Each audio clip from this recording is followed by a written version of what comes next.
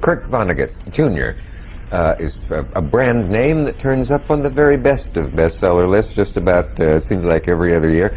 And his work is even wise enough to be appreciated by the younger generation, the ones that we're told don't read. So obviously there must be some of them who do. He's a social commentator, I guess, as well as a storyteller. The story that he is going to bring us today is hair-raising and profoundly important, I think. And so greetings, Mr. Vonnegut, once again. After all these years. You've just come back from Mozambique, a name that only meant something to me because of my stamp collection as a tiny boy for many years. That was my frame of mind too, and I was invited to go there by CARE. There's a principal relief organization operating there. Yeah. And so I said, sure, let's go. And so now I've swum in all three oceans. I had never swum in the Indian Ocean, and I made a point of that. You thought without hesitation, let's go. Oh, yeah. Well,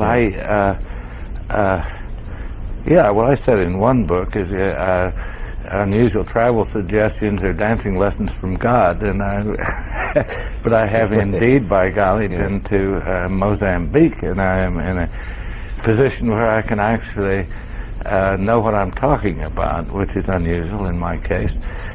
Do you think in this world where we're told that the average American can't find Canada or Mexico on a map, I think there's a lot of the students can't. Oh, I think it's quite true, yeah. Well, it is on the west coast or on the east coast of Africa, on the Indian Ocean. It's about twice the size of California, and it's a famous place where people are starving. There's a hell of a lot of them. There are over 1 million refugees. There's people unable to farm or look after themselves at all. And so there are many relief agencies operating there. Yeah. But this has nothing to do with the weather. It's very much like California. It's that beautiful. It has the longest coastline in Africa. It's not overpopulated. They haven't overbred. There are only 14 million people in 2 Californias. And it should be paradise, except it is an absolute nightmare. And the reason is political. It has nothing to do with the lack of rainfall or overpopulation or anything. It's utterly get that way. Can you give us a little primer on that? It used to be Portuguese, didn't it? Yeah, well, it sure did. And this country is so young. I mean, we think, or at least I do, of the Vietnam War having been only yesterday. Is Mozambique became a nation in the same year that we got kicked out of Vietnam. That's 1975. And the Portuguese were about the last of the imperialists to let go of their colonies, and the Mozambicans finally did kick them out. But Portugal itself is a very poor country. And the minute the Portuguese were kicked out, the Mozambicans, who had got nothing from the Portuguese, they hadn't even been allowed to drive taxi cabs to learn to drive. They had been kept in a very primitive state. They hadn't been taught to read or write. They had gotten no medical help. And so they looked for help. As here, we've got this swell country and pretty good people, but we're ignorant, and where can we get some help? And the help came from the Soviet Union. It didn't come from us. And so they became that most awful of things, as a Marxist state. Now, that was in 1975. Union of South Africa and Rhodesians, whites, immediately formed this guerrilla group, which is still operating, which is called RENAMO, which is against the government. And this is the national resistance of Mozambique. That's what RENAMO. Well, who are we for? And, well, we are finally for the government, as the Cold War is finally over. And the Mozambicans, I must say, is the few sufficiently well educated to have heard of Moscow or of Karl Marx, are as sick of socialism as anybody in East Berlin or Moscow or Budapest, you know.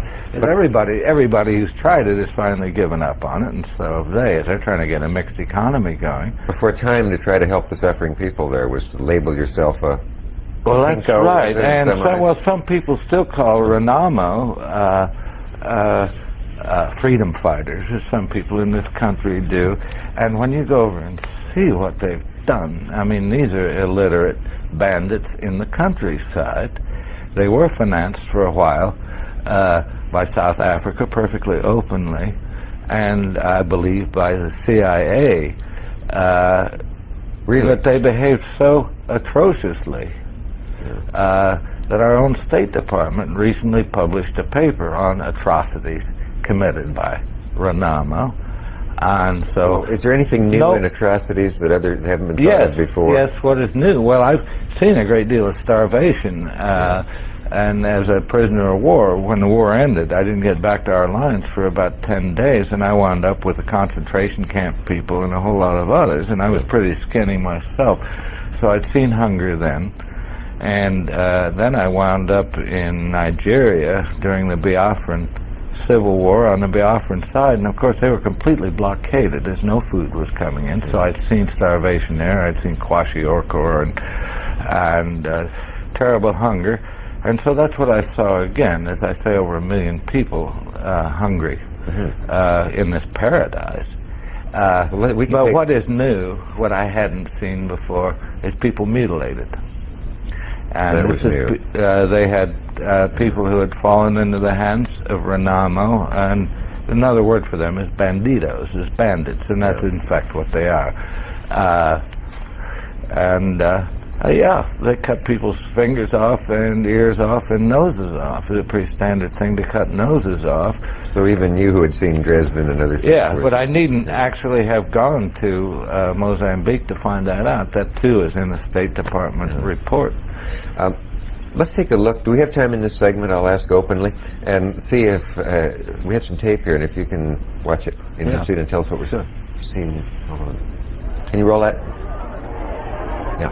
Yeah. Well, this is one of many refugee centers in Mozambique, about the middle of Mozambique, inland in beautiful mountains, and about 180,000 people have been driven off their farms and into this refugee center, and they continue to be attacked there. The Mozambican army is so poor that they can't really defend these people here, but everything that these people eat has to be flown in. They've had both famine and civil war. Yeah, and CARE does most of this. They happen to be passing out food that came in from the International Red Cross, which is run by Swiss.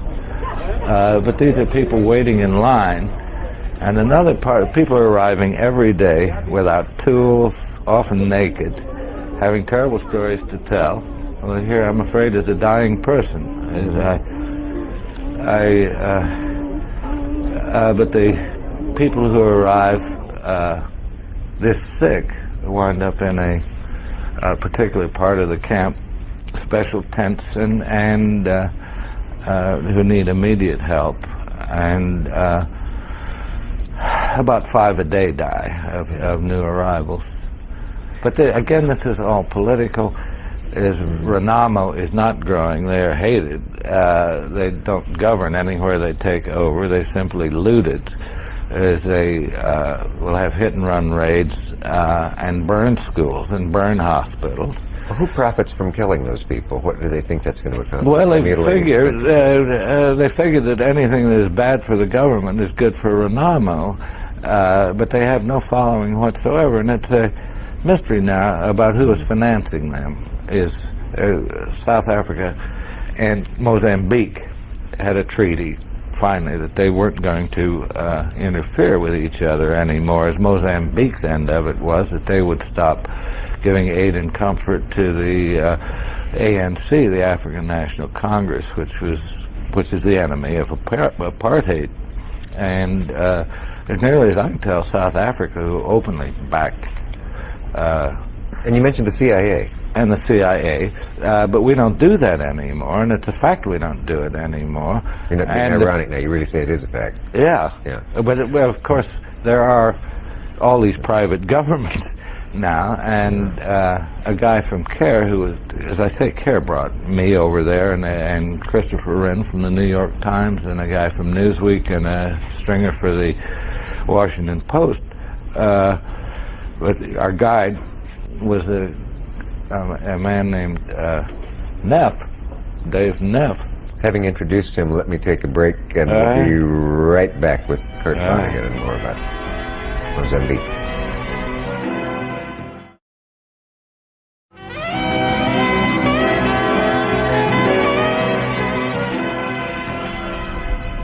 Talking with Kurt Vonnegut about Mozambique. Do you suppose if you asked the average person what are the major problems and troubles in the world today, that would take a long time before they got down to mentioning Mozambique? I'm talking about in America. Yeah, but you We're realize... so preoccupied with, and what you've seen is so horrifying that I don't know if I could... Some of the stuff you told me during the break was so ghastly, I don't... Well, I mean, after all, we don't want to worry about the whole world. This thing is in the southern hemisphere. Please can't somebody else worry about that? And it's in the other hemisphere. But this is a particularly maddening catastrophe because it's completely man-made. And except for the drought part, or the famine part, you mean? Well, no, they don't have a drought. Oh, the famine is man-made as well, is it? Oh, yeah, they entirely? have no drought. It's not that they've had the crops fail. Oh no, these people would all be very happy farmers in an area where there's plenty of room for everybody. There's decent rainfall. The soil is reasonably good, and the only reason they're starving to death is they've all been driven off their farms by this gang called Renamo. So it's all that. It's not totally one of the... And they cannot... the roads are impassable because Renamo has mined them and stages ambushes on them. As CARE has had trucks shot up, they have ordered trucks now with steel plates on the bottom because they're liable to hit a mine at any time. Now this is about 45,000 people. The Renamo is over a huge area, as I say, about 2 Californias, and they can be anywhere. And they have no capital you could attack. When they're lying in ambush, they're off the road, so no plane could spot them waiting there. And a mine they sow could be there for years before it was touched off. So, and one of the things you're saying is that Live Aid concert sort of fundraising and food and so on is hijacked along the way by a good percent of it by the bandits. And yeah, it is. But what's interesting about Live Aid, because of flower children, and you've had them on your show. You go back to a rough night. Think that they can bring food and give it to the people, and it doesn't work that way at all.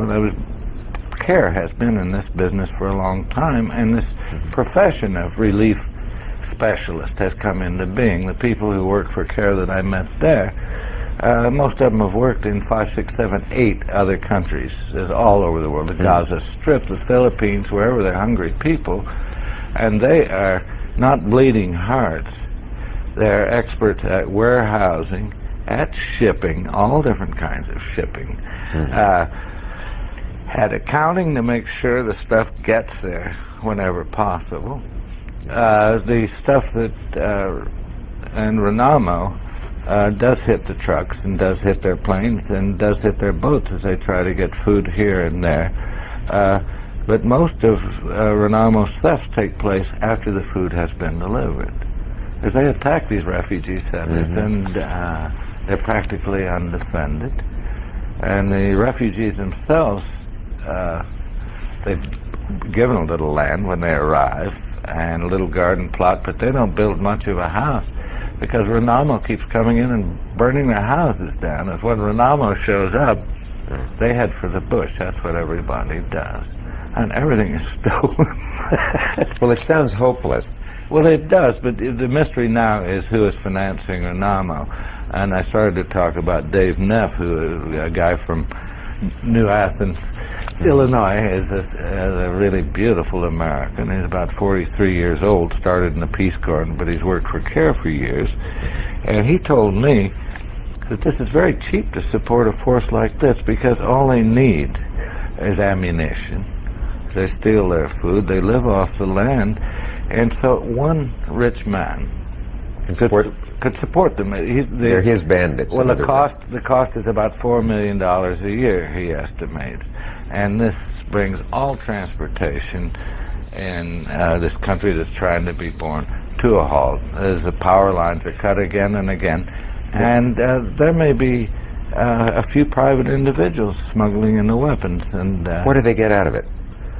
What do the people who back it? Well, they may be staunchly anti-communist, and this, as I say, this started out as a Marxist government because the first help came from Russia, but also Marxism is very appealing, is from each according to his abilities, to each according to his needs. That's very close to the Sermon on the Mount, except it hasn't worked very well in practice. But this is such attractive real estate.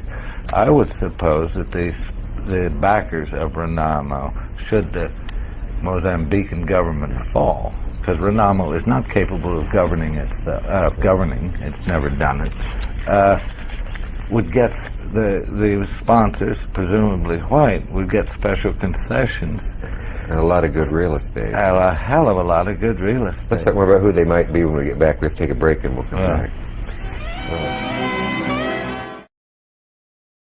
We were talking about the fact that 1, 2, or 3 individuals could have, in fact, his own set of electric trains. Only in this case, it's a people being wiped out, and they have his own freedom fighting. Sees himself as further taunting the ghost of Karl Marx, I guess. Yes, and well, fighting evil. Evil, yeah. But these freedom. Some people in this country have called these guys freedom fighters, but they are illiterate and exist simply for themselves now, as they are bandits out in the wilderness and are much hated. If you met them, did you meet them? Well, the State Department document about the atrocities they committed was in fact taken from interviews with prisoners of war, and I hope who captured Renamo. But if you caught one, if you met one on the street, you wouldn't know whether he was Renamo or not, because they have no uniform.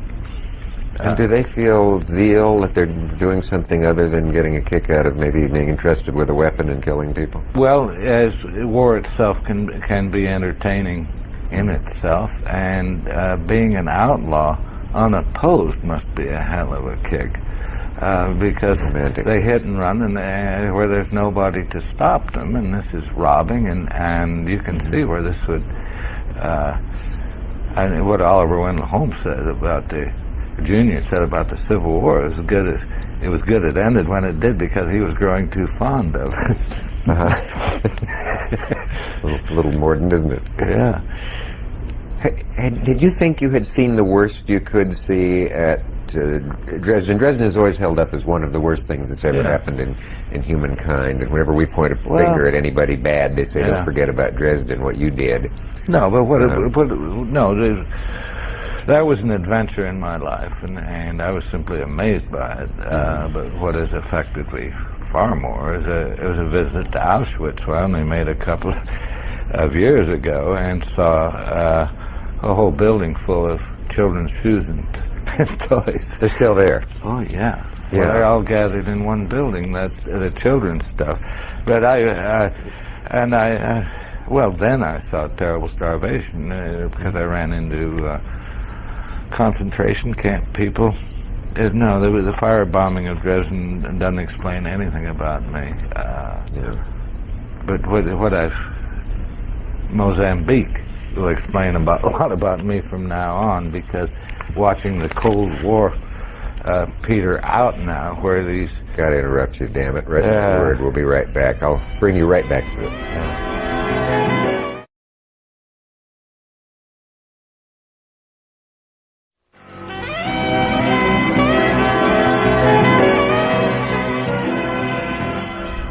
Talking with Kurt Vonnegut Jr. I had to cut you right at the point where you were saying this says a lot of, this will say something about me, Mozambique, whereas the firebombing of Dresden doesn't. That remark in isolation is very intriguing. Yeah. Can you enlighten us a little on that? Well, the Cold War has played such a large part in our lives since the Second World War, and has been so upsetting, and now it is winding down. This is what is going on in Mozambique.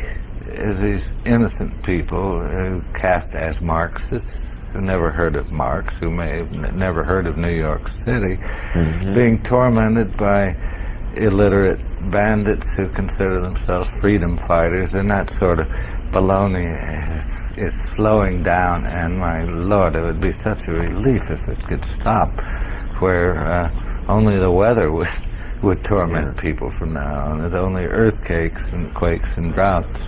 What is it realistic to think will happen and that you can make happen? Well, I'm a terrible pessimist, and I think this can go on indefinitely. Yeah. Because neither side is nearly strong enough to win. And it would be so great if the United Nations had the power to step into a situation like this and say, all right, everybody just stop. What's been the attitude of, say, the Reagan administration toward this, and now the Bush administration? Well, we would have to guess what it is. I think that they went along with we've been for freedom fighters everywhere, and likened them to Thomas Jefferson and so forth. And I'm not sure that will stop. It seems to me the Bush administration is as obedient to the opinions of the lunatic fringe right in this country, so interested in pleasing them, that we may in fact be supporting these guys still, who have brought all life to Mozambique to a halt.